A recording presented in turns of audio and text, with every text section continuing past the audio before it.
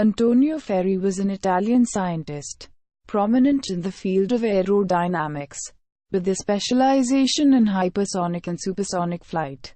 Born in 1912 in Noce, Italy. From 1937 he conducted research in Guidonia Montesilio, where the most prominent and advanced research on high-speed aerodynamics was taking place.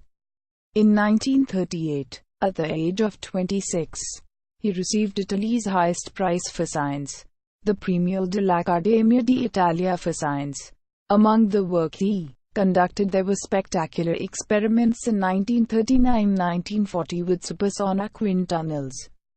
During World War II, in the period of the Italian Social Republic, 3 days after the Germans occupied Rome on the 10th of September 1943, Ferri bluffed his way back into the research facility at Guidonia, destroyed the vital equipment and filled a fruit crate with documents of his research before escaping underground. He secluded his wife and family near his home in Fiastra, in the marsh region of the Apennine Mountains, and in October 1943, organized with his brother, Giuseppe Ferri, the Banda Fiastra band of partisans.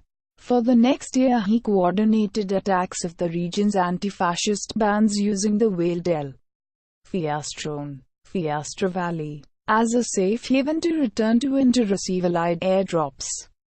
He eventually made his way to Rome after it was liberated by the Allies, where he made contact with Sergeant Morbergen, began to work with him translating key documents from the trunk, also passing on his knowledge of the achievements of German science during the war. The facilities at Guidonia were destroyed in the course of the fighting.